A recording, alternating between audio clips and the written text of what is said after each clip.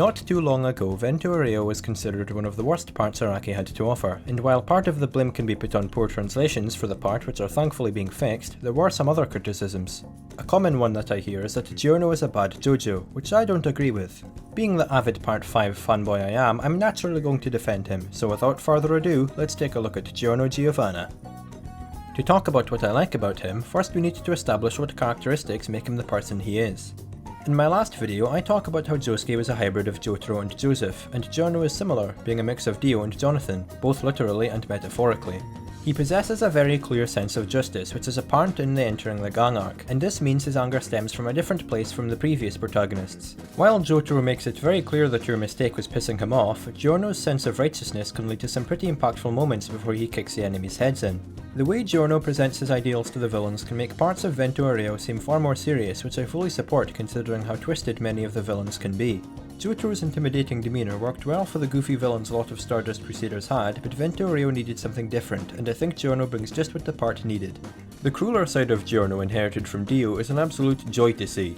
It ties in well with the serious side to Vento Aureo and his strong sense of righteousness, as the deaths he bestows upon villains can be absolutely brutal, with Popo, Ghiaccio and Cioccolata all experiencing some of the most intense beatdowns of the series. These kind of moments stand out due to how quiet Giorno normally is, and you really get a sense of his anger when he takes action like this, reminding me of how Dio could switch between his usual serenity to craziness in Part 3. I enjoyed seeing Jonathan's black and white story of good versus evil in Phantom Blood, and I'm glad that Araki brought back aspects of this with Giorno's absolute justice.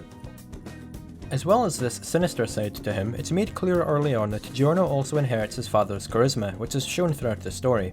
The way Giorno is introduced to the cast is new for the series, as he's interacting with a team that have known each other for a while, and they really don't like him that much. As a result, throughout the many arcs leading up to the final fight, we see Giorno interact with each member before winning them over one by one. Fugo describes the effect Giorno has best during the Man in the Mirror fight, and I'm glad to see that the characteristics Giorno shows during his introduction remain key to his actions until the very end, never being out of character.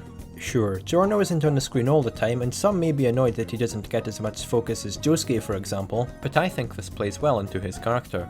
By nature, Giorno is quite introverted due to his childhood abuse and spends a lot of time analysing the situation he's in, making his quick thinking and intelligence believable. It also means, as I've said before, that when he does say something it's usually of great importance. There's many times when this stoic behaviour falters and we get to see a glimpse of his character beyond his introverted nature, and these moments are normally very impactful.